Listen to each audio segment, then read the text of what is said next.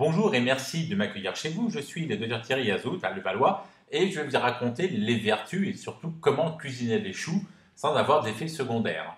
Avant tout, quelles sont les différentes catégories? On a dans le chou l'avantage de manger à la fois la feuille mais la racine ainsi que la tige. Souvent on voit ce chou sur les marchés, prenez la moitié, coupez-le en petits morceaux, en vinaigrette c'est excellent, ainsi que le chou blanc. Alors, en calories, il n'y a pas grand-chose, le plus riche étant le chou de Bruxelles, donc reste quand même relativement serein et intéressant pour garder votre ligne. Les épices qui se marient bien au chou sont muscade, genièvre, girofle, cumin et thym, que ce soit des épices que vous trouvez sur les marchés ou que vous confectionnez. Le brocoli est un élément très intéressant parmi les choux puisqu'il comporte du sulforaphane qui va tuer cette bébête qu'on appelle l'Helicobacter pylori, qui va créer ulcère et cancer de l'estomac. Mangez-en beaucoup si vous avez des problèmes d'acidité gastrique. Il se mange cru, il se mange cuit, et il est faible en calories, 25 calories au 100 grammes, et surtout 170 mg au 100 grammes de vitamine C, c'est 2 fois plus que l'orange et que le kiwi.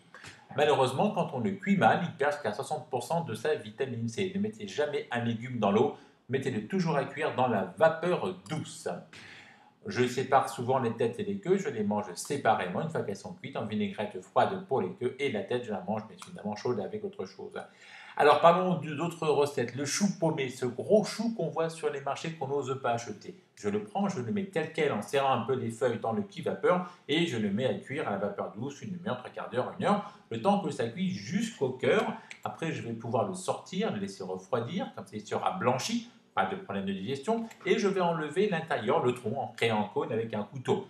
Les feuilles blanches qu'il y a au centre, je vais les effeuiller, les mettre dans un plat qui va au four. Je prends du poisson, je fais une couche de chou, couche de poisson, couche de légumes, couche de chou, couche de poisson, couche de légumes, et j'ai ainsi fait un millefeuille avec, que je vais mettre à cuire au four, le poisson étant cru ou congelé. Le four sera d'abord à chauffer en bas sous le plat pour pouvoir chauffer le chou sans le dessécher et cuire le poisson avec cet arôme du chou.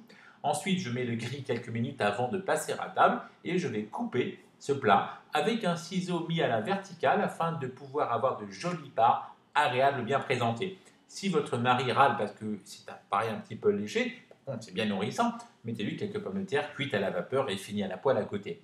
Mais ce plat facile qui coûte pas cher permet d'avoir 1 des protéines, 2 des légumes, 3 des vitamines, des couleurs et du croquant. Pourquoi s'en priver?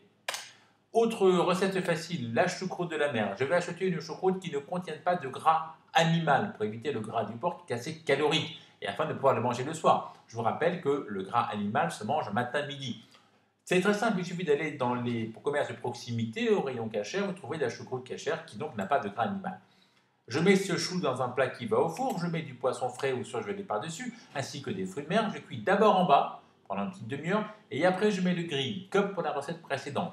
Ici, mon plat est fini, je n'ai plus qu'à le déposer en assiette, le décorer et ajouter du poivre pour avoir du chrome qui est très bon pour la santé. Et là, j'ai 3 poissons, de la sardine, du thon, du saumon et des fruits de mer. N'est-ce pas un plat agréable en plein hiver? Plutôt que manger des tonnes de soupe qui ne servent à rien, là j'ai protéines, des légumes et j'ai un peu de féculents par mes pommes de terre. Voilà pour ces recettes. Maintenant, ceux qui veulent encore m'écouter, je vais raconter un peu l'histoire du chou. Le chou, son histoire, ça vient de la caboche. C'est une plante qui est intéressante. À Bruxelles, on mettait les choux à côté. Et puis, nous allons manger tout dans le chou. C'est intéressant. On parle beaucoup de fécondité, d'histoire dans les campagnes, sur les présages, mais c'est populaire, à la jaunisse. L'homme à tête de chou, très amusant. Et ici, vous avez en bas de l'écran tous les choux les plus classiques que l'on mange. Ça appartient à la famille des crucifères. Pour bien le choisir, il faut qu'il soit lourd, dense, qui crisse dans la main et bien compact.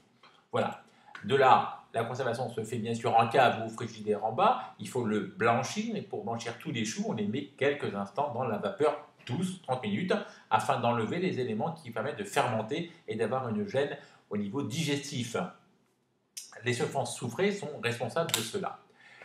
À quoi sert le chou? À diminuer les maladies cardiovasculaires, à augmenter les problèmes à diminuer à diminuer les problèmes de déclin cognitif, donc à augmenter la mémoire et à diminuer le risque de cancer. Mais pour qu'il soit actif, ces glucosinates qu'il y a dans le chou, il faut le mâcher afin de mélanger les différents composés à la salive, ce qui permet de vous donner des produits efficaces. Quand vous avalez une soupe mixée que vous ne mâchez pas, tous ces produits ne sont pas efficaces. C'est quand même bien dommage. Bon, les vertus, on les a vues. Les vitamines, il y a de la K, du fer, du manganèse. C'est pour ça que les personnes âgées ne prennent pas à cause des souvent les anticoagulants.